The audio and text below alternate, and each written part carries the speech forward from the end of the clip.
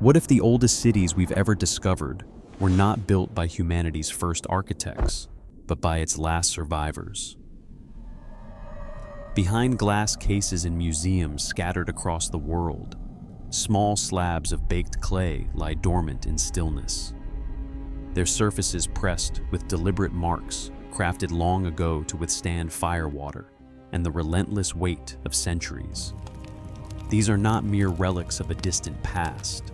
They are more than mere remnants. They are witnesses. And as we trace these inscriptions back to the river plains of southern Iraq, to the place where the sun beats down so fiercely that it bends the horizon into a mirage, we are not just looking at artifacts. We are standing at the threshold of a question. These tablets do not speak of beginnings, they speak only of what came after. What do we make of this? In our modern understanding, history is meant to unfold slowly, one step at a time. But these clay records, these remnants of a civilization that existed long before our own, suggest otherwise. The first words we read from the Sumerians, those strange wedge-shaped impressions, do not mark the start of a civilization. No, they speak of something that existed before, a time that was wiped away, a time that was lost, buried under the weight of an overwhelming force. A flood. The story begins not with triumph, but with an eruption. Picture it. The year is 1899, and German archaeologist Robert Koldewey arrives in the land of Mesopotamia. He is expecting to find the crude, primitive foundations of early human settlement, perhaps nothing more than the beginnings of what we would consider the first stirrings of civilization. But what he uncovered instead, buried beneath the smooth sands near the modern city of Nasiriyah, were cities already planned with geometric precision. Streets laid out in grids, drainage systems aligned to natural gradients, temples positioned according to the stars. These were not hastily constructed dwellings. These were cities well planned and deliberate, a testament to an advanced understanding of space-time and the cosmos. They called the people who built these cities the Sumerians. But from the moment that name was spoken aloud once again, after 4 millennia of silence, our timeline began to fracture. The Sumerians did not live in a time of gradual innovation. There was no slow, steady accumulation of knowledge over generations. What we find in their written records, their math, and their understanding of the heavens suggests something else. They did not slowly learn how to measure time or craft mathematical systems. No, the Sumerians appeared in the archaeological record as if a curtain had suddenly lifted on a world that was already in motion. The Sumerians, as we now call them, left behind no slow accumulation of knowledge. They arrived fully formed, so it seemed. Their earliest written records, dating back to around 3500 BC, already used a standardized script. Their mathematical systems operated in base 60, a system that still governs our measurement of time today. Hours, minutes, seconds, degrees of a circle, all these are inherited from the Sumerians. Their astronomical observations were so advanced that they could track Venus with a precision that modern science would not match until the invention of the telescope. But here is the most unsettling part. There was no visible practice phase, no hesitant first steps. The Sumerians, it seemed, came from nowhere. When we look at the archaeological record of Sumer, there is no sign of gradual development. It is as if civilization appeared in an instant. Scholars have spent over a century trying to make sense of this abruptness. History as we know it is supposed to be a slow march. Each generation should build on the next. But the Sumerians seem to defy that rhythm. What does this mean? How did they emerge so suddenly fully formed, with no trace of an earlier, primitive phase. And what does their sudden appearance tell us about the history they themselves remembered? The Sumerians, it seems, were not interested in marking beginnings. They were much more focused on what came after. They spoke of a time before their cities, a time before their kings, a time that had ended abruptly by water. Hold that thought for a moment. Imagine for a second that you are holding one of those clay tablets in your hands. It is still faintly warm from the lights in the museum. Its surface, covered in wedge-shaped impressions, tells a story. These marks are not random. They are deliberate, designed to preserve meaning. These are not just administrative records. These are records of survival. Through these marks, the Sumerians recorded grain inventories, legal contracts, medical treatments, and hymns to their gods.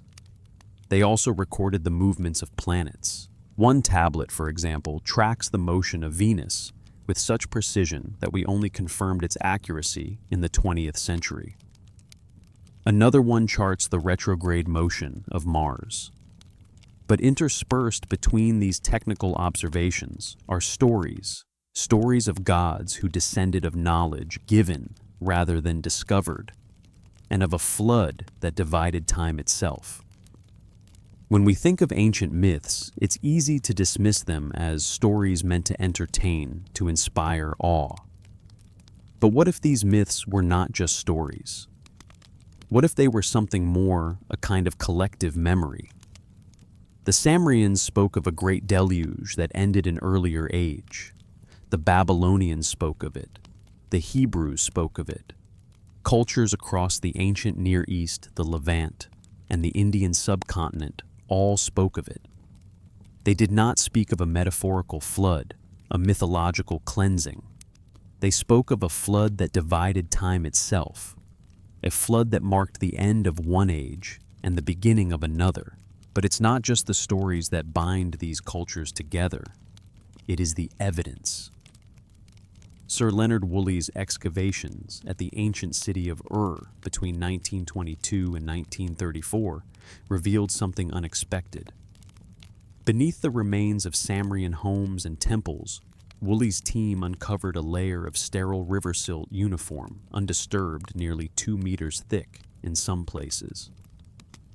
Beneath this silt, they found the remains of an earlier settlement with different pottery, different architecture, a culture that had been swept away. This was not gradual development. This was interruption. Civilization had been halted. And what came after was not a new beginning, but a continuation, albeit under different conditions. Woolley himself noted that the flood layer was so thick, so uniform, that it could only have been the result of a massive, catastrophic inundation. He called it the evidence of the biblical flood. But others were more cautious. Some suggested that the flood was regional, not global, but no one disputed the fact that something had halted civilization in its tracks. What came after the flood was not a new world, but a world rebuilt. The Sumerians themselves seemed to understand this. They described their cities not as new, but as restorations. The question then is not whether they rebuilt, but why they felt the need to restore what came before. Why did the Sumerians insist that their cities, their laws, their knowledge were not newly created, but were revived from a time long past? If they were not creating something new, what were they restoring? The notion of restoration becomes key when we consider the deep sense of continuity that pervades the Sumerian record. In the Louvre, a small clay prism sits quietly, its surface inscribed with over 60 columns of tightly packed cuneiform script. This is not just another administrative record. It is a king list one that begins not with the first ruler of Sumer, but with a line that has confounded historians since its translation. It begins with a statement that immediately raises the stakes of this entire narrative. After kingship descended from heaven, the kingship was in Eridu. This line is not metaphorical. It is not poetic embellishment. It is not an allegory. The same phrase is used throughout Sumerian records to describe things like the delivery of grain or the building of temples. Kingship in this context was not something invented by humans. It was something that came from the heavens, granted to the city of Eridu, the oldest continuously inhabited city discovered in Mesopotamia. But the strangeness of the king list does not stop there. The text continues to name 8 kings who ruled before the flood kings, who reigned for what can only be described as impossible spans of time. Alulim of Eridu ruled for 800 years. Alaljar of Eridu, 36,000 years. And so it continues with reigns that span tens of thousands of years until the final King Zusudra of Shuruppak. And then, as if the record were a shattered mirror, everything changes. The flood arrives. Time itself seems to contract. The next King Gusher of Kish rules for 200 years. His successor Kulasina Bel rules for 960 years. By the time we reach Etana of Kish, reigns are measured in hundreds, and by Gilgamesh of Uruk, they drop to just 126 years. These numbers are impossible by our modern understanding of biology and history. Yet the Sumerians did not record these reigns carelessly. Their entire civilization was based on precision. From their grain tallies to their land surveys, everything was measured and recorded with remarkable accuracy. So why then would they record reigns that defy all biological possibility unless they were recording exactly what they believed to be true? Some scholars have suggested that these reigns represent not individuals, but rather dynasties, eras, or clans. Others argue that the numbers are symbolic, or that they were misinterpreted by later scribes who misunderstood the original figures. But these explanations, though they provide intellectual comfort, fail to address the core issue. Why would the Sumerians record their own history in such a way unless they were recounting something that had happened, something they experienced as reality? This is not a matter of myth. It is a matter of memory. The Sumerians did not describe a world that was founded in gradual progress. They described a world that had been interrupted. Something catastrophic had happened, something so momentous that it altered the very fabric of time. The flood in their narrative did not just reshape the landscape, it reshaped existence itself.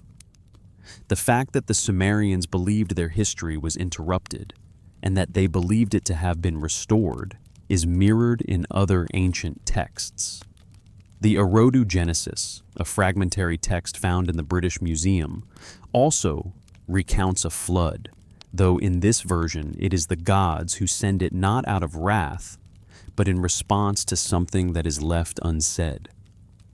A man named Zura is warned by the god Enki to build a boat. The flood comes, it lasts for 7 days, and when the waters recede, Zura makes an offering. In return, the gods grant him immortality. But like the king list, the story does not end with renewal. It ends with reorganization. The world is not created anew, it is reorganized. The divine order that had once been present is now shifted. Humanity, too, is diminished. And kingship, which had once descended from heaven, must now be reestablished. This is not a story of creation. It is a story of recovery. And if the Sumerians were not describing their origins, but the restoration of something that had already been lost, then the birth of civilization may not be a true beginning at all. It may, in fact, be a second act. A world restored after its destruction, rebuilt on the ruins of what once was. This shift in understanding is not just an academic exercise. It has profound implications for how we view human history. If the Sumerians were not pioneers, but inheritors, if their civilization was not built from scratch, but was instead a restoration of a world that had been lost, then we must ask what came before. What world existed before the flood that so violently interrupted it? The archaeological record can only take us so far. We know that there were cities, temples, and kingdoms that were wiped away by an event of unimaginable scale. But we do not know what those cities looked like. We do not know the names of those who ruled. What we do know is that the Sumerians believed they were not starting from scratch. They believed they were carrying forward something that had already existed. They were rebuilding, not innovating. They were restoring, not creating. In the Louvre, the weld Blundell prism sits small but heavy with meaning. It is a testament to a civilization that believed its origins were lost, and that its true history began only after a great interruption. And as we trace the cuneiform inscriptions on that prism, as we contemplate the king list and the flood narrative, we are faced with a question that echoes through time. If the Sumerians came after who came before, to fully grasp the gravity of the Sumerians' understanding of their world, we must pause and reflect on the notion of memory itself. Memory, as we understand it, is fragile. It is susceptible to the ravages of time, to the erosion of events by the shifting sands of history. But the Sumerians, in their wisdom, understood something crucial about the survival of knowledge. They understood that when memory is threatened with extinction, it must be preserved. And for them, the most enduring means of preservation was the written word. Consider the act of inscribing knowledge into clay. Clay is abundant in Mesopotamia, a substance that when fired becomes nearly indestructible. It can survive the ravages of water fire and millennia of burial. It is a medium that when shaped into a tablet becomes not merely a record, but a vessel of memory. And this is precisely what the Sumerians did. They did not just write to communicate, they wrote to preserve. Every tablet, every king list, every astronomical table was an effort to ensure that what had been lost would not be forgotten again. In the great museums of the world, countless clay tablets rest behind glass, each one a deliberate act of preservation. Some are administrative records, some are hymns to the gods, but all of them share one purpose: to endure, to outlast the people who wrote them, to ensure that their knowledge could be passed down across generations. It is a remarkable and profound act. For the Sumerians, writing was not just a tool for recording the present, it was a defense against the collapse of civilization.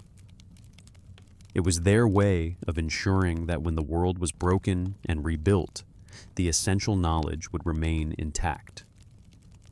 This sense of preservation is deeply embedded in the Sumerian worldview.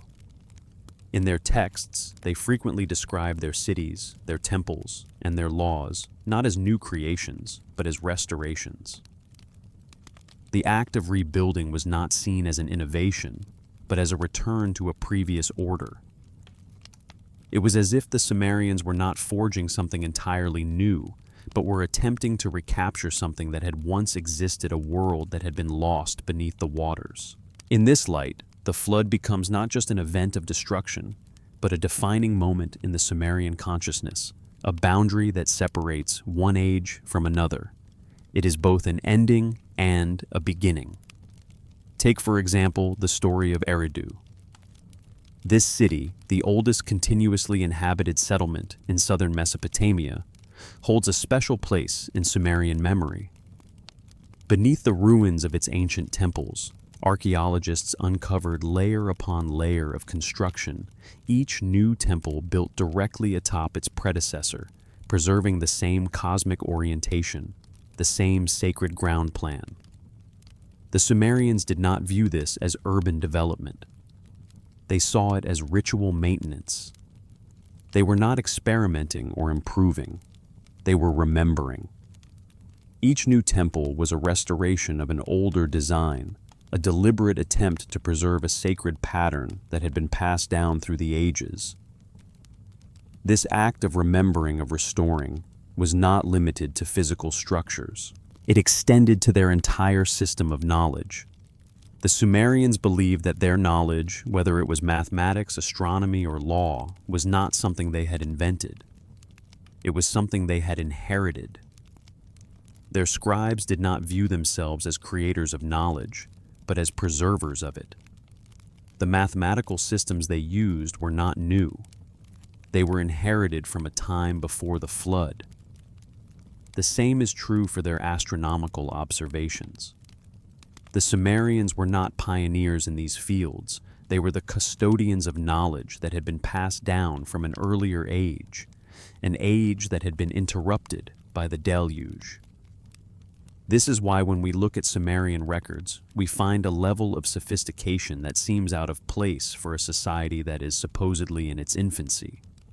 Their mathematical system, for example, operated in base 60, a numerical system that is complex and highly useful in fields like astronomy, geometry, and trade. But the Sumerians did not develop this system over time. It appears fully formed in the historical record, suggesting that they inherited it rather than creating it from scratch. The same is true for their calendar system, which accurately tracked the lunar and solar years, and for their astronomical observations, which were so precise that they could track the movements of Venus with remarkable accuracy. But perhaps the most striking evidence of this inherited knowledge lies in the records of their scribes. In the Ashmolean Museum at Oxford, there is a small tablet no larger than a playing card, containing one of the earliest known examples of Sumerian script.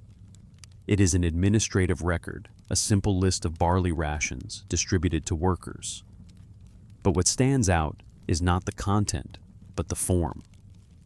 The handwriting is confident, the format standardized. There are no corrections, no signs of hesitation. The scribe does not struggle with the newness of the writing system. It reads as though it were already known, as though the scribe had been taught to write in this system for generations. This is the unsettling part. The Sumerians did not invent writing. They did not fumble through the process of creating a new system of communication. They inherited it. They preserved it. Writing for them was not an invention. It was a memory. And the fact that they could write so confidently, so fluently, so early in the development of their civilization suggests that they were not starting from scratch. They were continuing a tradition that had been interrupted by the flood.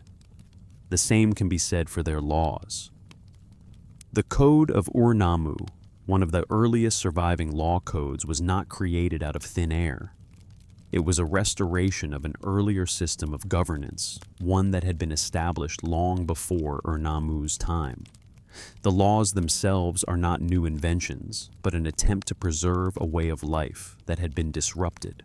The same pattern appears in the law codes of Hammurabi and later Assyrian rulers. Kings did not present new laws as innovations.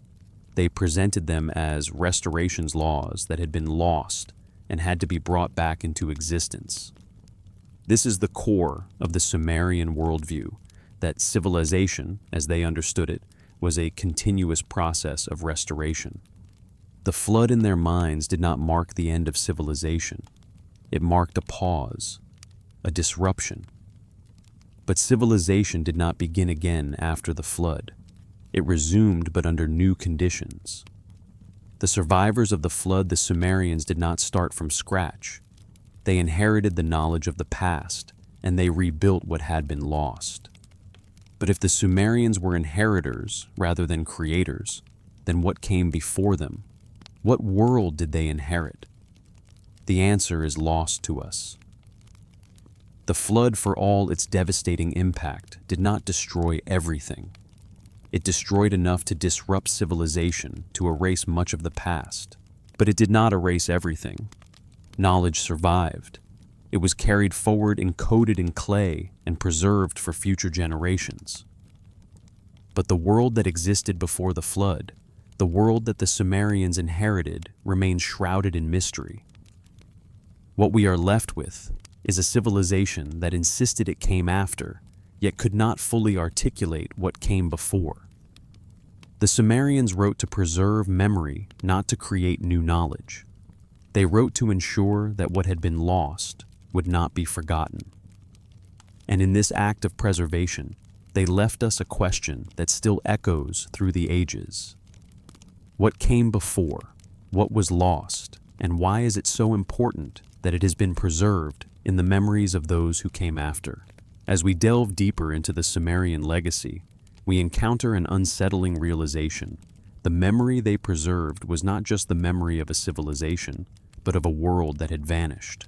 The flood in their narrative did not simply mark the end of a series of events, it marked the end of a world. But what does this mean for us? How can we in the modern world grasp the enormity of what was lost, what was forgotten, and what was preserved? The Sumerians, through their meticulous records, make it clear that their civilization was not the first. It was the second. They were not the creators, but the inheritors. They did not bring forth a new world, but rebuilt one that had been destroyed. This idea, this central concept of inheritance, rather than creation, reverberates through every aspect of Sumerian culture. The temples they built were not new temples. They were restorations of ancient sacred sites. The laws they enacted were not new laws. They were the re-establishment of an order that had been lost. The mathematics, the astronomy, the writing, they were all inherited systems, preserved in the aftermath of a catastrophe. This is not just a question of history. It is a question of memory. What does it mean to inherit a world that has been broken, to rebuild a civilization from the ruins of something older? The Sumerians did not just record events. They recorded a transition, a shift in the very structure of their world. And in doing so, they left us with fragments of a time before the flood, a time that is now lost to us. The king lists the astronomical tables, the flood narratives. These are not just stories. They are pieces of a puzzle, fragments of a forgotten past, and they raise a question that is as urgent today as it was in the ancient world. What was lost and what remains? The most unsettling part of this realization is the silence that surrounds the period before the flood. In the Sumerian records, there is a marked absence, a gap in time, a boundary that cannot be crossed. The flood, as described in the king, lists, and other texts, marks the point at which the world changed irreparably. But the world that existed before the flood is not described in detail. It is as if the Sumerians, while acknowledging its existence, were unable or unwilling to articulate what that world looked like. Instead, they focused on what came after, on the restoration, on the recovery. But this silence is not a simple omission. It is a profound statement. The Sumerians were not merely forgetting the past. They were acknowledging that some things were beyond memory. There was a time before the flood, a world that existed in a different configuration, but that world was so distant, so altered by the flood, that it could no longer be fully understood or described. It was a time whose memory had been distorted, fragmented, and broken. And in this silence, the Sumerians left us with a paradox. How can we know what was lost if the very memory of it has been erased? The evidence of this silence is not just found in the gaps between the king lists or in the flood narratives. It is also present in the very structure of Sumerian society. Their cities, for instance, were built on a repeating pattern. The same structures were rebuilt over and over again with slight modifications, but always returning to the same foundational design. This is not just urban planning. This is ritual. This is a form of remembering, a form of continuity, a way of ensuring that what had been lost could be preserved, even if the full knowledge of it was no longer accessible. At Eridu, for example, the oldest continuously inhabited city in southern Mesopotamia, archaeologists discovered 17 layers of temples, each one built on top of the last. Each temple followed the same orientation, the same design. There was no innovation in these structures, no improvement over time. The Sumerians did not seek to build grander temples or more sophisticated structures. They sought to rebuild what had already been lost. They were not creating, they were remembering. This pattern of reconstruction can be found throughout Sumerian culture. It is present in their legal codes, which were framed as restorations of divine order. It is present in their astronomical observations, which were based on systems that had already been established long before they began recording them. It is present in their writing, which emerged fully formed with no visible developmental stages. The Sumerians were not inventing a new system of communication. They were preserving a system that had already existed. This is the central paradox of Sumerian civilization. They were a people who existed in the aftermath of a great catastrophe, a people who inherited their knowledge and their culture from a time before the flood, and yet they could never fully articulate what that time had been. The Sumerians understood themselves as inheritors, not creators. They knew that they had lost something, but they did not know how to describe it. Their world was smaller, narrower, more fragile than the one that had come before. The flood had not just changed the landscape, it had changed the very fabric of time itself. In this context, we can begin to understand the Sumerian obsession with continuity. They rebuilt their temples, restored their laws, and preserved their knowledge, not because they were seeking progress, but because they feared the loss of what had come before. They understood that knowledge once lost is difficult to recover. They knew that their civilization was built on fragile foundations, and that if they did not preserve what had been handed down to them, it could be lost again. In this sense, their entire civilization was an act of survival, a desperate attempt to hold on to something that had been lost, and to ensure that it would not be forgotten. This act of survival is not just a historical phenomenon. It is a lesson for us today. The Sumerians remind us that knowledge once lost is difficult to recover. They remind us that memory is fragile, and that we must take care to preserve the wisdom of the past before it slips away. The Sumerians knew that their world had been reset by the flood. They knew that they were living in the aftermath of something much larger than themselves. And they knew that if they did not preserve what had come before, it would be lost forever. In the next part of the script, we will continue exploring the implications of the Sumerian legacy and how their preservation of knowledge shapes our understanding of history.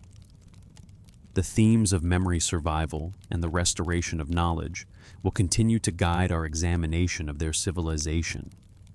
As we continue our exploration of the Sumerians' understanding of their own history, we find that the act of restoration extends far beyond their temple's laws and written records. It permeates the very fabric of their civilization. In their pursuit of rebuilding, they were not simply recreating what had been lost. They were reassembling a world that had once existed but could no longer be fully recalled. What the Sumerians inherited then was not just knowledge, but a kind of living memory, a memory that had been fragmented by a great catastrophe, and a memory that they sought to preserve at all costs. The Sumerians, in their efforts to restore the world they once knew, were not naive. They did not believe that the world before the flood could be brought back in its entirety. The flood, for all its devastation, had not only altered the physical landscape, but had fundamentally changed the very nature of existence itself. The survivors of the flood, the Sumerians, understood that the world they inhabited was smaller, more fragile, and more regulated than the world that had come before. But within the constraints of their new world, they carried forward what they could: knowledge, systems, rituals, and practices, preserving them as best they could for future generations. This act of preservation is evident in the way the Sumerians approached their cities. The cities they built were not organic, spontaneous developments. They were deliberate recreations of a template. At Eridu, for instance, the city was rebuilt again and again, each new structure following the same fundamental pattern as its predecessor. The temples, the homes, the streets, they all adhered to the same cosmic blueprint, aligning with the stars, with the natural world, and with the divine. The Sumerians were not just rebuilding their cities. They were restoring a cosmic order, a way of life that had been established long before the flood, and that they sought to preserve in the face of the Great Disruption. But this restoration was not a simple act of nostalgia. The Sumerians did not simply long for a past they could never return to. Instead, their rebuilding efforts were a response to the crisis they had survived. The flood had not just swept away their cities, it had swept away the very sense of continuity that had once defined their world. The survivors, therefore, had to rebuild not just their physical structures, but their sense of time, their sense of purpose, and their sense of place within the universe. This is where the Sumerian king lists become so significant. They are not merely records of rulers. They are records of a larger cosmic order. The king lists trace the descent of kingship from the heavens, marking the arrival of divine rule on earth. But this divine rule did not begin with the Sumerians. According to the king list, it had existed long before them, in a time when kingship was not human, but divine. The kings who ruled before the flood were not just men. They were divine rulers who governed for millennia, their reigns stretching far beyond human lifespans. But after the flood, the world had changed. The divine rulers were gone. Kingship had been reduced to a more mortal form, and the reigns of kings were now measured in years, not centuries. This shift is profound. The Sumerians, in their king lists, are not simply recording the passage of time. They are recording a cosmic shift, a transition from one kind of existence to another. Before the flood, kingship was divine, eternal, and unbroken. After the flood, it was mortal, finite, and fragile. And this transition, this reduction in the scope of human existence, is reflected not just in the king lists, but in every aspect of Sumerian society. The flood in the Sumerian narrative is not just a physical event. It is a metaphor for the narrowing of human possibility. The world before the flood was larger, longer, more connected to the divine. The world after the flood was smaller, shorter, and more isolated. And yet, within these constraints, the Sumerians sought to restore what had been lost. They did not seek to create a new world. They sought to preserve the fragments of the old one. This is why the Sumerian obsession with preservation is so significant. Their society was not built on progress or innovation.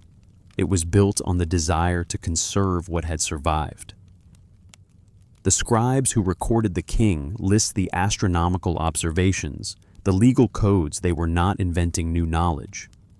They were preserving it.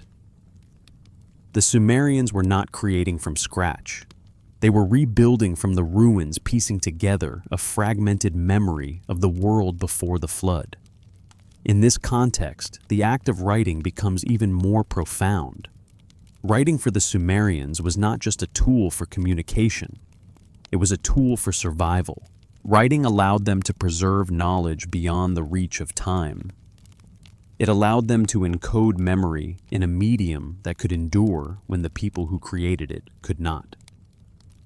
In the face of catastrophe, the Sumerians turned to writing not to record the present, but to ensure that what had been lost would not be forgotten. They wrote not just to inform, but to protect. They wrote to guarantee that the world they had inherited would not be lost again. In this way, the Sumerian civilization is an act of memory preservation, a desperate attempt to hold on to the knowledge and the systems that had once defined their world. But as we reflect on their efforts, we must also ask, what did they preserve and what was lost in the process? If the Sumerians were not the creators but the inheritors, then what exactly did they inherit? What knowledge did they carry forward? And what did they forget? The answer is elusive, as the Sumerians themselves seemed unable to articulate what came before the flood. Their records are filled with fragments, echoes of a lost world, and the faintest traces of what once was. This, then, is the great mystery of Sumerian civilization. What was the world that existed before the flood? What knowledge was lost in the deluge, and what knowledge survived? The Sumerians, in their efforts to rebuild, left us with only hints and fragments of an earlier time. They wrote to preserve what they could, but they also wrote to remember what they had lost, and in doing so, they left us with a question that still lingers today. What came before? As we continue, we will explore the idea of this lost world even further, looking at how the Sumerians' memory of the past shaped their view of time, their understanding of the cosmos, and their place within it. The narrative of restoration will unfold, revealing the deeper meanings behind their architectural, legal, and astronomical systems. The Sumerians' deep connection to restoration and the preservation of memory was not limited to their physical structures or written records. Their understanding of the cosmos of time and of their place within this vast universe was equally influenced by this need to maintain continuity. The flood in their narrative did not just mark the end of a physical civilization, but the disruption of a cosmic order, a disruption that the Sumerians sought to repair. Their efforts to rebuild, to restore, were not just acts of survival, but acts of cosmic reorganization. And in this reorganization, they sought to reestablish a balance that had been lost, to rebuild the connection between the divine and the mortal world, a connection that had been severed by the flood. This cosmic restoration is most evident in the Sumerian religious and architectural practices.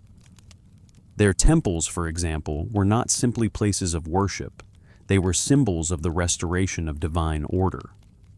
At Eridu, the city where kingship was said to have first descended from the heavens, the layers of temple construction mirror this idea of continuity and preservation. The temples at Eridu were rebuilt time and time again, each new structure constructed on top of the previous one, maintaining the same sacred alignment and orientation. The Sumerians believed that this practice was not merely architectural, it was a spiritual act, a way of ensuring that the cosmic order remained intact. The temples themselves were not just places where the gods were honored, they were seen as the meeting places between heaven and earth. The Sumerians' understanding of the universe was structured around this idea of divine order. The heavens, they believed, were a realm where the gods resided, and the earth was where humans lived. Between these two realms was a boundary that could be crossed only by the divine. The flood in their narrative had severed this connection. The gods no longer walked among them as they had in the time before the flood. They no longer intervened directly in the affairs of humanity. The Sumerians understood that their survival, their ability to rebuild, depended on their ability to restore this divine order. This belief in the restoration of cosmic order is reflected in the Sumerian king lists as well, as the kings who ruled before the flood were not just rulers, They were seen as divine figures, intermediaries between the gods and humanity. Their reigns were said to have lasted for thousands of years, emphasizing the sense of an eternal, unbroken order. But after the flood, the world was different. The kings who followed were no longer immortal beings. They were mortals constrained by the limits of human existence. The long reigns of the pre-flood kings were reduced to mere decades, reflecting the diminished connection between the divine and the mortal world. The Sumerians believed that the flood had changed not just the physical world, but the very structure of time itself. In this context, the flood becomes more than just a natural disaster. It becomes a cosmic reset, a moment when the very fabric of existence was torn apart and had to be painstakingly restored. The Sumerians did not see their post-flood world as a new creation. They saw it as a world that was reassembled, a world where knowledge and power had been redistributed, where the divine and the mortal were no longer so closely intertwined. This is why the Sumerian civilization, for all its advances, was also marked by a sense of loss. They understood that they were not living in the same world as the kings who ruled before the flood. They were living in a diminished world, a world that had been forever altered by the Great Deluge. This sense of cosmic restoration can also be seen in the Sumerian myths and religious texts. In the Epic of Gilgamesh, the hero Utnapishtim, who survives the flood and is granted immortality, reflects this cosmic shift. Before the flood, the gods were said to have lived closely with humanity. They were active participants in the world, guiding and protecting their people. But after the flood, the gods withdrew. They became more distant, more removed from the affairs of humanity. Utnapishtim, who survives the deluge, becomes the last human to walk with the gods. And after the flood, humanity is forced to navigate a world without direct divine intervention. The gods remain, but they no longer shape human destiny in the same way. They watch from afar, no longer engaged in the intimate details of human life. This shift in divine involvement is mirrored in the way the Sumerians approached governance. Before the flood kings ruled with divine authority. They were not just mortal rulers. They were seen as living gods, intermediaries between the heavens and the earth. Their reigns were long, their power unchallenged, and their decisions were believed to be divinely ordained. But after the flood, the kings who followed were seen as mortals, their power limited by the boundaries of human existence. The king lists which once recorded the reigns of divine rulers now recorded the reigns of men, and their rule was measured in years, not millennia. This change in the nature of kingship reflects the Sumerians' understanding of their own place in the cosmos. They were no longer the divine children of the gods. They were survivors of a great catastrophe, struggling to rebuild in a world that had been fundamentally altered. The Sumerians' obsession with restoring divine order is also reflected in their legal codes. The Code of Ur-Nammu, one of the earliest surviving legal codes, does not present laws as the creation of humanity. Instead, it presents them as a restoration of order that had once existed and was now being reestablished. In the Code of Hammurabi, the king is said to have received the laws directly from the sun god Shamash, reinforcing the idea that the laws were not of human origin, but were handed down from the divine. This sense of divine origin and restoration is central to Sumerian governance. Kings did not make laws. They restored the laws that had been given to them by the gods. As we look at the broader implications of Sumerian civilization, we begin to see how their understanding of the world was shaped by the flood and the need for restoration. The Sumerians did not view themselves as the creators of civilization. They viewed themselves as the heirs of a world that had been lost and that had to be rebuilt. This belief in restoration, in the act of returning to a previous state, was not just a religious or political ideology, it was the foundation of their entire worldview. They did not seek progress or innovation. They sought to preserve what had been handed down to them. They sought to rebuild the cosmic order, the divine system, and the social structures that had been disrupted by the flood. In this light, we begin to understand the deep connection the Sumerians felt to the past. They were not just preserving knowledge for the sake of knowledge itself. They were preserving the very structure of their world, the framework that had defined their existence. For them, the flood was not just a physical event. It was a moment in which the entire world was reset, and all that was left was the fragile memory of what had come before. The Sumerian civilization then was not a new chapter in human history. It was a continuation of a world that had been lost, a world they could not fully remember but could only strive to restore. In the next part, we will continue examining the implications of this restoration, focusing on how the Sumerians' preservation of knowledge and memory influenced later civilizations. Their legacy, shaped by the flood, would ripple across time, impacting the course of human history in ways that we are still unraveling today. The Sumerians' approach to civilization as an act of preservation and restoration did not only shape their own society, it would echo throughout the entire ancient world and influence subsequent cultures for centuries to come. Their understanding of knowledge, memory, and cosmic order was not simply an isolated perspective. It was a foundational idea that underpinned the development of civilization itself. The legacy of the Sumerians, of their efforts to rebuild after the flood and restore what had been lost, would ripple across history, reaching far beyond the borders of Mesopotamia, influencing the rise of empires, the creation of legal systems, and the very structure of human civilization. This is evident when we look at the way later civilizations like the Babylonians, Assyrians, and even the Hebrews adapted and preserved elements of Sumerian thought and culture. In their myths, legal codes, and political structures, these cultures did not start from scratch.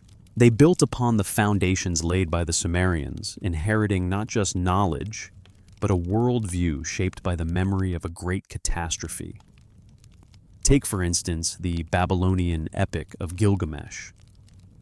Though composed centuries after the Sumerians, the epic is deeply rooted in Sumerian traditions, especially the myth of the flood.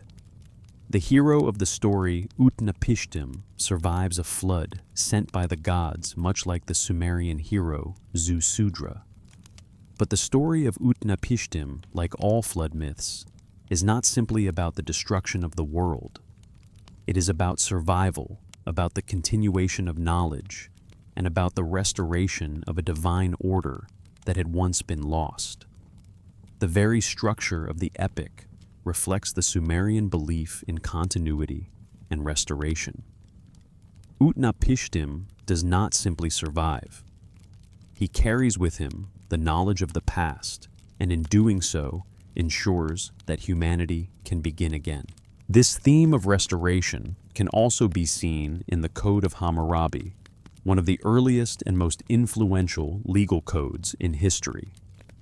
Hammurabi's laws are framed as a restoration of divine order handed down to him by the sun god Shamash. The code does not present Hammurabi as the originator of law. Rather, it presents him as a restorer of order, someone who has been chosen to ensure the continuation of the divine plan. This reflects the Sumerian worldview, where laws were not invented but inherited. Just as the Sumerians had preserved and passed down their knowledge, Hammurabi's laws were presented as a continuation of a divine system that had been established long before his reign. Even in the Hebrew Bible, which emerged centuries after the Sumerians, we find echoes of their flood narratives. The story of Noah and the flood is a clear reflection of the Sumerian flood myths. But like the Sumerians, the Hebrews saw the flood not just as a punishment, but as a reset, a divine reorganization. The world before the flood, as described in the Bible, was different, larger, more connected to the divine, and the world after the flood was smaller, more constrained. The survivors of the flood were tasked with rebuilding a world that had been diminished, just as the Sumerians had done. The Hebrews, like the Sumerians, viewed themselves as inheritors of a world that had once been greater, a world that had been lost and had to be restored. This theme of inheritance, of carrying forward knowledge and order from the past, was not unique to Mesopotamia. It spread through the ancient world, influencing cultures across time and space. In Greek and Roman thought, we also see a belief in the restoration of order. The Greek concept of cosmos was rooted in the idea of a harmonious, ordered universe, one that was constantly in danger of falling into chaos. And in Roman law, we see echoes of the Sumerian belief in the importance of restoring the established order, with legal codes that aimed to preserve and enforce a system that had been inherited from the gods. But perhaps the most enduring legacy of the Sumerians lies in the act of preservation itself. The Sumerians understood that civilization was fragile. They understood that knowledge could be lost, that time could erase the achievements of past generations. This is why they created their libraries, why they preserved their records in clay. For them, writing was not just a tool for administration. It was a safeguard against the destruction of knowledge. They wrote not just to record the present, but to preserve the past for future generations, to ensure that when the next catastrophe came, when the next flood arrived, there would be something left to rebuild from. Writing was their way of holding on to memory, of ensuring that the lessons of the past would not be forgotten. And this legacy of preservation was passed down through the ages. The act of inscribing knowledge on clay tablets, of writing down laws, astronomical observations, and myths became a tradition that would shape future civilizations. The Sumerians may have been the first to systematically record their knowledge, but their methods would be adopted by those who came after them, from the Babylonians to the Greeks, from the Romans to the medieval scribes of Europe. But in all this preservation, one question remains. What exactly did the Sumerians preserve? What knowledge, what understanding of the world did they inherit from the time before the flood?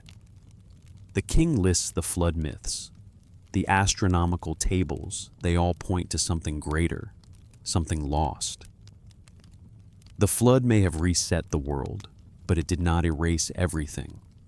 It preserved enough for future generations to rebuild. But what was the world before the flood? What was lost in the deluge? The Sumerians in their restoration never answered these questions. They did not describe the world before the flood in detail, nor did they fully articulate the knowledge they inherited. They could only preserve fragments. The king lists the myths, the records of their astronomical and mathematical systems. They could only hope that the future would understand the significance of these fragments. And in the end, it is these very fragments that form the foundation of human history, the building blocks of our own understanding of the past. The legacy of the Sumerians is not just in the knowledge they preserved, but in the way they preserved it. They did not just record the world as it was. They recorded the world as it had been. They understood that knowledge was fragile, that it could be lost, that time could erase even the most brilliant civilizations. And so they wrote it down, preserving it in clay, ensuring that it would endure, that it would survive the flood and the ravages of time. And as we stand today looking back at their civilization, we see the same pattern repeating. We too live in a world shaped by the restoration of what came before. We too inherit knowledge systems and traditions that were not created by us, but passed down from those who came before. We are the inheritors of a world that has been rebuilt, a world that has been preserved through the centuries. And like the Sumerians, we must ask ourselves, what are we preserving? What knowledge will we pass on to the future? What will we leave behind? In the final part of this script, we will tie together the implications of Sumerian preservation and consider how their legacy still shapes the world today. We will reflect on the importance of memory, the preservation of knowledge, and the ever-present need for restoration in the face of adversity. Their world was lost, but their memory lives on in the systems they left behind. As we reach the final part of our journey through the Sumerian legacy, we are faced with the deeper implications of their civilization, one built not on innovation, but on restoration, not on creation, but on the preservation of memory. The Sumerians understood something profound about the nature of human existence, that all civilizations, no matter how grand or how advanced, are ultimately fragile. They knew that knowledge once lost can be nearly impossible to recover, and they saw their act of writing, their act of preserving, as both a safeguard and a statement of defiance against the forces of time and nature. When we look at the records left behind by the Sumerians, whether in the form of clay, tablets, legal codes, or the king lists, we see not just the remnants of a once great civilization, but the will to preserve what was meaningful. Their records were not merely historical, they were philosophical, spiritual, and existential in nature. They were concerned not only with tracking time or managing resources, but with ensuring that the essence of their civilization, their knowledge, their understanding of the world, their connection to the divine, would survive long after they were gone. The Sumerians in this sense were not simply survivors of a great catastrophe, they were protectors of memory itself. This act of preserving knowledge was not just a practical endeavor, it was deeply embedded in their understanding of the human condition.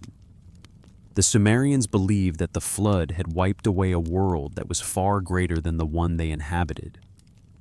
In rebuilding their civilization, they were not just replicating what had been lost, they were carrying forward a memory of a world that could never be restored in its entirety. They understood that some things were beyond human comprehension and control, and the flood was for them a manifestation of that ultimate unknowability. It was a boundary, a line that separated two worlds, the world before and the world after. The memory of the world before the flood could never be fully recovered, but it could be preserved through their stories, their myths, and their records. The Sumerians also knew that knowledge once passed down from the gods was not just a tool for survival.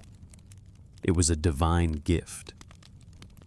Their writing, mathematics, astronomy, and laws were seen as sacred systems granted to humanity to restore order and balance in a world that had been shattered. To the Sumerians, their civilization was not merely the product of human ingenuity, it was the result of divine intervention, a gift that had been passed down to them by the gods. This belief is evident in the way they recorded their history, not as the triumph of human will, but as a divine ordinance that had been interrupted by the flood and had to be reestablished. This spiritual understanding of preservation is what sets the Sumerians apart. In their quest to restore what had been lost, they were not driven solely by a desire to reclaim power or to rebuild cities. They were driven by a deeper, more existential need to restore balance and order, to reconnect with a divine order that had been severed. For the Sumerian, civilization was not a product of human endeavor, it was a divine mandate. And their act of rebuilding was not just a physical or political act. It was a spiritual one, a reflection of the eternal struggle to preserve what is sacred and meaningful in the face of inevitable destruction. As we reflect on the Sumerian legacy, we must ask ourselves how their understanding of preservation applies to our world today. Just as the Sumerians lived in the shadow of a great catastrophe, We too live in a world shaped by forces beyond our control. The collapse of civilizations, the destruction of knowledge, and the loss of memory are not distant historical events. They are ongoing processes. Our world, like the Sumerians' world, is fragile. Knowledge can be lost. Systems can collapse. And when these things happen, we must ask what will remain. The Sumerians' answer was simple, yet profound. What survives is what is preserved. They understood that civilization does not move in a straight line. It moves in cycles of creation, destruction, and restoration. And when knowledge is lost, the only way forward is to preserve what can be salvaged, to rebuild what can be restored, and to carry forward the memory of what came before. In this sense, the Sumerians were not just the founders of civilization. They were its protectors. They understood that the true task of civilization is not just to innovate, but to preserve, to remember what came before, even when the details have faded, and to ensure that the wisdom of the past is not lost to the winds of time. In today's world, we too face the challenge of preservation. The digital age, for all its advancements, has also made knowledge increasingly vulnerable. Information can be lost in an instant, erased by a crash, corrupted by a failure, or hidden behind layers of technology we may no longer understand. As the Sumerians once did with their clay tablets, we must now think about how we preserve our own knowledge, how we safeguard our stories, our data, and our cultural heritage for future generations. Writing for the Sumerians was not just a method of communication, it was an act of survival.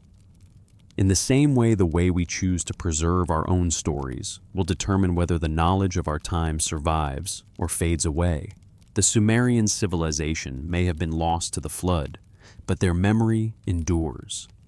It endures in the writings they left behind, in the knowledge they preserved, and in the legacy they passed down to future generations. Their story is not one of triumph, but of survival. It is the story of a people who, in the face of disaster, understood that what mattered most was not the rebuilding of cities or the re-establishment of kingships, but the restoration of memory. The Sumerians did not build monuments to themselves. They built monuments to memory, to knowledge, to the divine systems that had once governed their world. And now, centuries later, as we stand in museums gazing at their clay tablets, we see the same struggle reflected in our own lives. The tablets are not just records of a distant past, they are symbols of a universal truth. Civilizations rise and fall, knowledge is gained and lost, but the act of remembering, of preserving what is meaningful, is what gives us continuity. What the Sumerians understood, and what we must understand today, is that history does not move forward in a straight line. It circles, it rebuilds, it remembers. And in the end, what survives is not what was created, but what was preserved. As we conclude this narrative, the Sumerian story leaves us with a powerful reminder of the importance of memory and preservation in shaping the future. In the next phase of human history, we will be the ones tasked with carrying forward the knowledge that has been handed down to us, just as the Sumerians carried forward the wisdom of their ancestors. How we choose to preserve this knowledge will shape the future, just as it shaped the civilizations that came before us. As we continue to reflect on the legacy of the Sumerians, we see that their story is not just one of the past. It is a story that continues to shape the present and the future. The Sumerians' act of preservation, their understanding of the fragility of civilization, carries a profound lesson for us today. They recognize that knowledge is not just a commodity to be used in the present moment. It is a legacy, a treasure to be safeguarded for future generations. They understood that the very survival of civilization depended not just on progress and innovation, but on the preservation of memory, the ability to retain, protect, and pass on the wisdom of the past. In our modern world, we are surrounded by the echoes of the Sumerian approach to preservation. We see it in the vast libraries that house centuries of knowledge, in the digital archives that store the collective memory of our time, and in the ways we protect our cultural heritage through art monuments and stories. Just as the Sumerians used clay tablets to preserve their knowledge, we too must think about how we preserve our own legacy, how we safeguard the lessons of our time, the stories of our civilizations, and the wisdom that has been passed down to us. But there is a challenge here. The Sumerians wrote not just to communicate, but to protect what they believed was sacred knowledge, knowledge that had been handed down from the gods.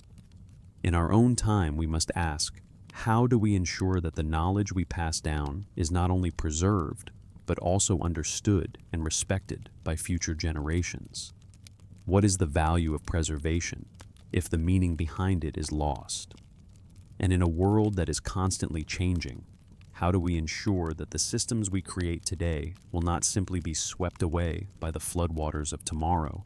The answer perhaps lies in the Sumerian understanding of civilization itself. For the Sumerians, civilization was not just about building cities, creating empires, or accumulating wealth.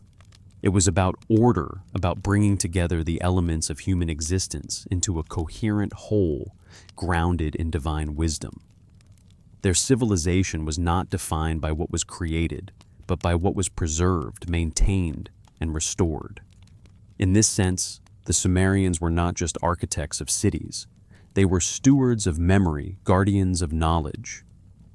Today, as we face challenges of our own climate change, political instability, and the rapid pace of technological advancement, we must ask ourselves what we are preserving. Are we preserving knowledge in a way that is sustainable, that honors the lessons of the past while adapting to the needs of the future?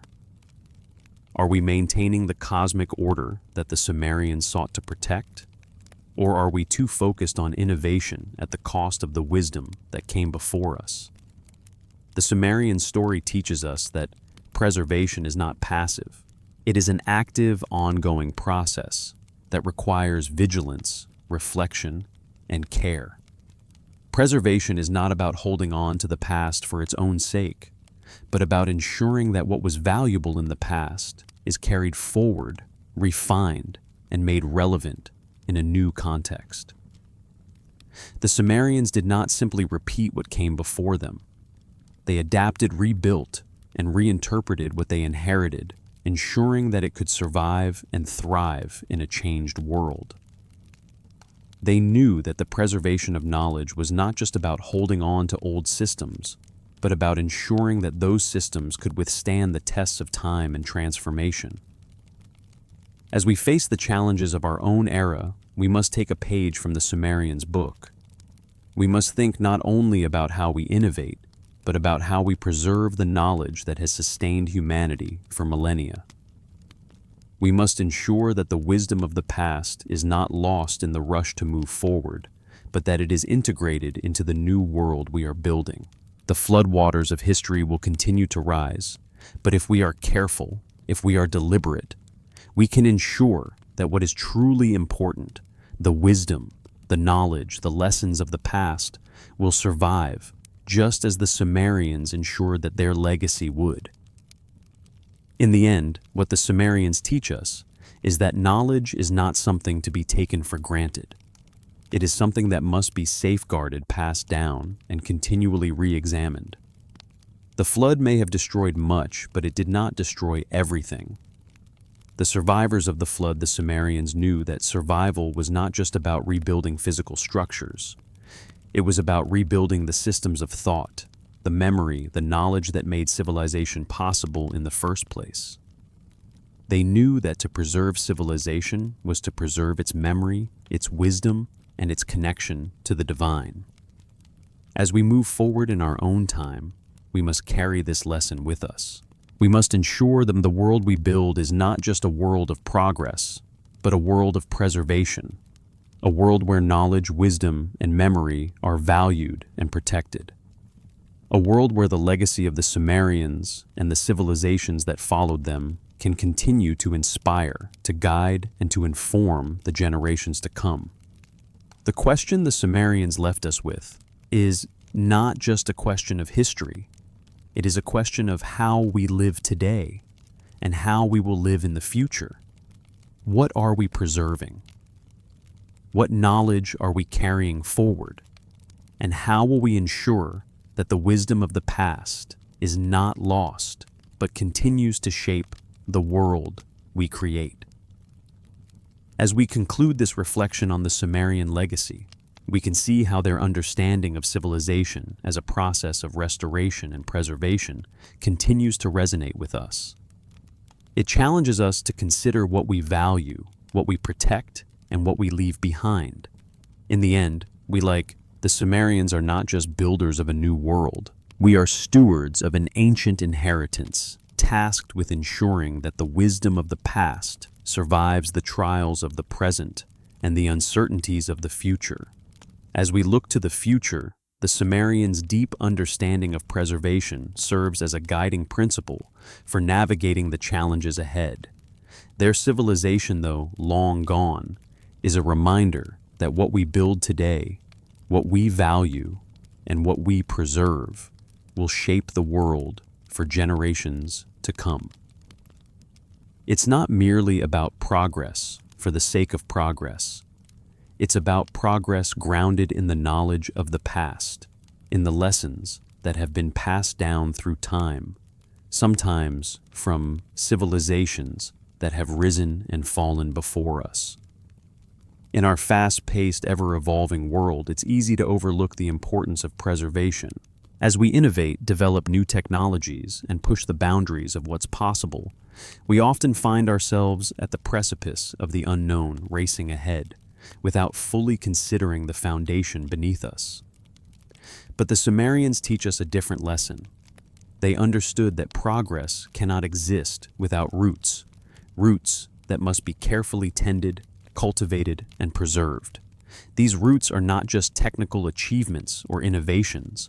They are the deep wells of memory, knowledge, and culture that provide meaning and context to our actions. Today, we live in an age of unprecedented access to information. We can communicate instantly across vast distances, store immense amounts of data, and rapidly advance in fields like artificial intelligence, genetics, and space exploration. But we must ask ourselves, in this era of rapid change, are we still connected to the knowledge and wisdom of those who came before us? Are we preserving the essential truths of the past, the lessons learned from the civilizations that once thrived and fell? Or are we so focused on the future that we risk losing the very essence of what made us who we are?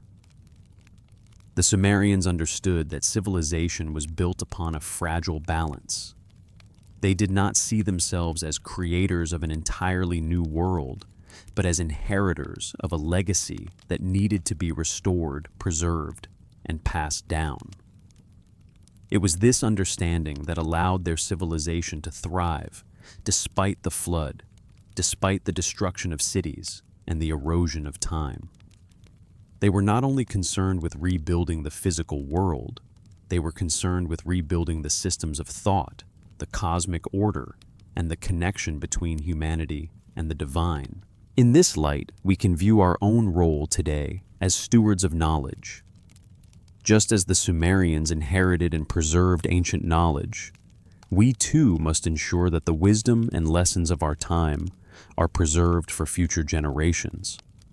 We must approach the future with a sense of responsibility, ensuring that our advancements are grounded in the lessons of history, that our innovations respect the delicate balance between progress and preservation. Take, for example, the preservation of the environment. As we grapple with climate change, deforestation, and the loss of biodiversity, we must look to the past to understand how we've arrived at this point. We must learn from the civilizations that rose and fell because they did not heed the balance of nature. The Sumerians, with their meticulous attention to the preservation of knowledge, provide us with a framework for understanding the importance of stewardship. Just as they sought to preserve the knowledge of the cosmos and the divine order, we must seek to preserve the planet that sustains us. Similarly, we must preserve our cultural heritage, our stories, our languages, our traditions. These are the elements that give us our identity, just as the Sumerians' myths and records connected them to their ancestors. As technology advances and globalization spreads, we risk losing much of what makes us unique. The preservation of culture and memory is not just about maintaining artifacts, it is about maintaining the essence of who we are. Just as the Sumerians recorded their knowledge on clay tablets to survive the passage of time, we too must find ways to preserve our collective memory, whether through digital archives, oral traditions, or educational systems that pass down the lessons of the past. In the realm of knowledge and education, the Sumerians also provide us with valuable insight. Their scribes were not just record keepers, they were the guardians of wisdom. They understood that knowledge must be passed down, not just stored, but taught, shared, and nurtured. Today, education systems around the world face significant challenges, from disparities in access to education to the rapid obsolescence of certain skills in a technological age. But the core principle remains: knowledge must be preserved, it must be passed on, and it must be adaptable to new contexts. As we move further into the digital age, we must ensure that the systems of education we build are not only teaching the latest information, but also imparting a sense of history, culture, and responsibility. Just as the Sumerians integrated mathematics, astronomy, and writing into their education, we must integrate a deep respect for history, memory, and the human experience into our learning systems. At the heart of all these efforts lies the Sumerian legacy of preservation. They knew that knowledge once lost was nearly impossible to recover. They understood the fragile nature of human civilization, and they acted to ensure that what was important, what was sacred, would not be swept away by the tides of time. And now, as we face our own challenges, both environmental and societal, we must remember their example. We must think not only about what we are creating, but what we are preserving. What systems of knowledge, what cultural artifacts, and what ways of life are we safeguarding for future generations? In this sense, the Sumerian message is clear. It is not enough to build. We must also preserve. It is not enough to innovate. We must also remember. The future is built on the foundation of the past, and it is our responsibility to ensure that the wisdom of the past continues to shape the world we create. As we conclude this reflection, the Sumerian civilization serves as both a lesson and a challenge. Their legacy of memory, knowledge, preservation, and restoration offers us a model for how to approach the future with reverence for the past. We are not the first to walk this earth, and we will not be the last. But what we do today, how we choose to preserve and pass on our knowledge, will determine what the future inherits. Just as the Sumerians preserved their civilization in the face of catastrophe, we too must ensure that the wisdom of our time survives the challenges ahead. The floodwaters of history will continue to rise, but if we are careful, if we are deliberate, we can ensure that what is truly important, the wisdom, the knowledge, and the lessons of the past, will survive for generations to come. As we turn the page of history and look toward the future, we find that the lessons of the Sumerians are not just historical artifacts, but timeless truths that continue to resonate with us today. The Sumerians, through their act of preservation, demonstrated the resilience of human memory, a memory that survives despite calamities, upheavals, and the passing of time.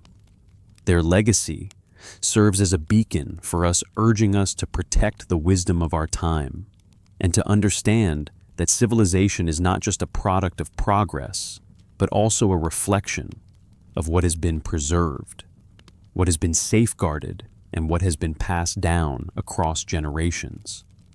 Memory in this sense is not just an individual experience, but a collective one.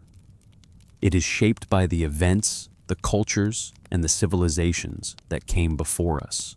And just as the Sumerians understood the importance of preserving their knowledge through their written records, we must ask ourselves, how will our generation be remembered?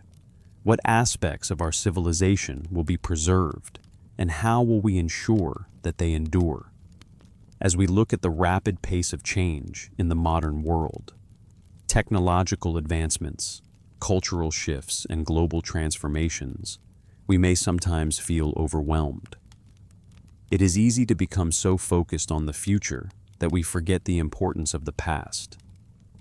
But the Sumerians understood that the two are intimately connected. The future is not a blank slate. It is built upon the foundation of what has come before. The Sumerians were not just concerned with preserving their past, they were ensuring the future of their civilization by keeping the flame of knowledge alive.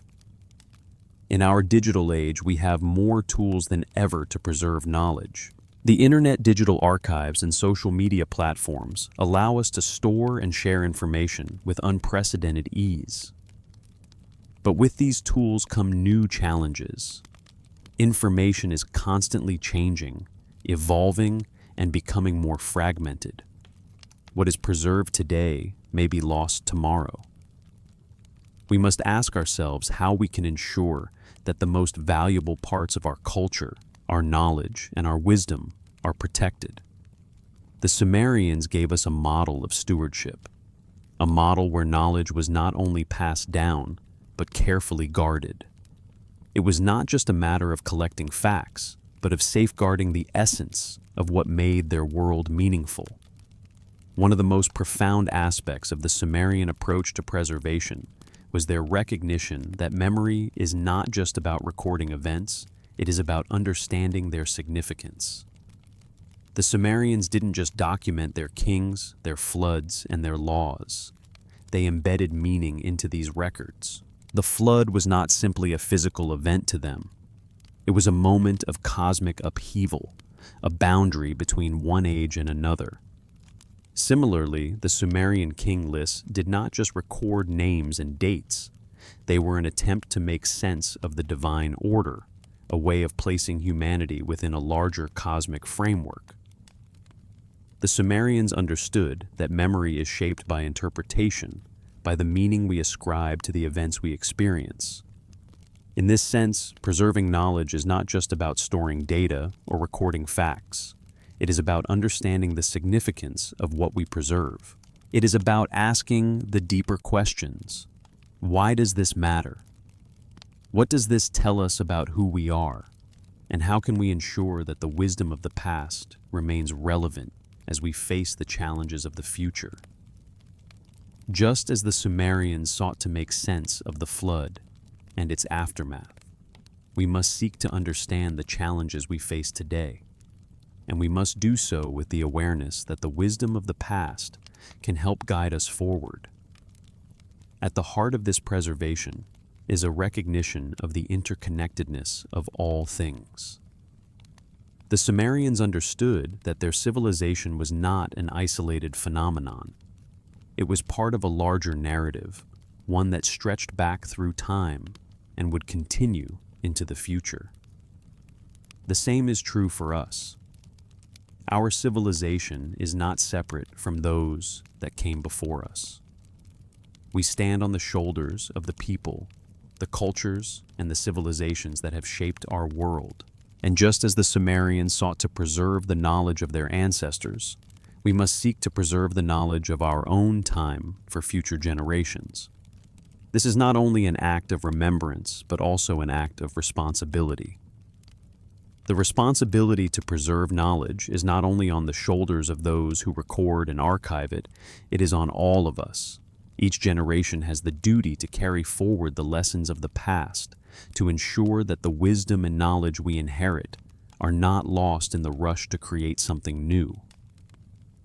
We must remember that the true legacy of any civilization is not in the monuments it builds or the technology it creates, but in the knowledge it preserves and passes on. Looking ahead, we must embrace the Sumerian model of memory and preservation in our modern context. It is not enough to simply focus on innovation and progress. We must also be mindful of what we are preserving and how we are preserving it.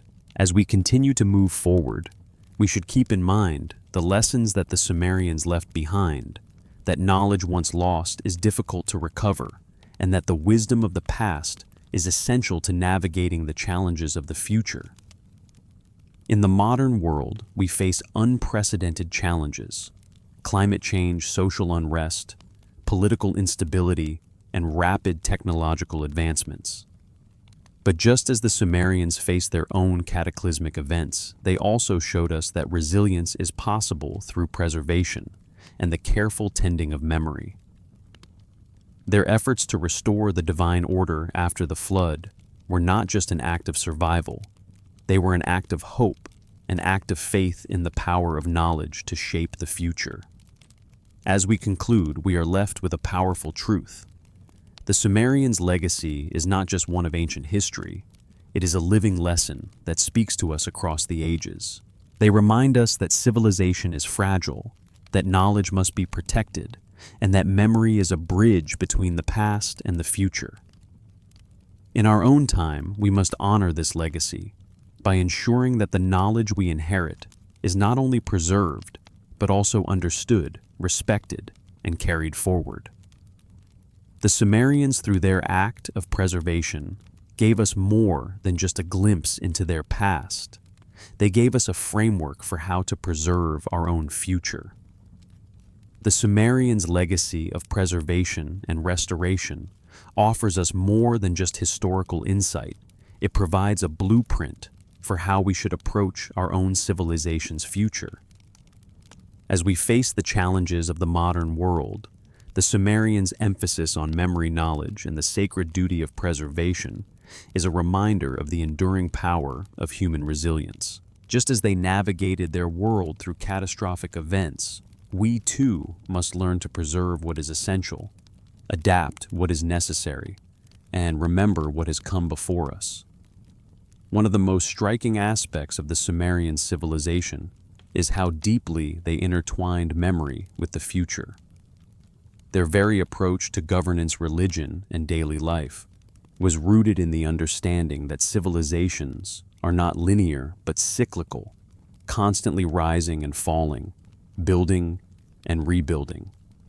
The idea that every generation must preserve its knowledge for future generations is deeply rooted in the very fabric of Sumerian society.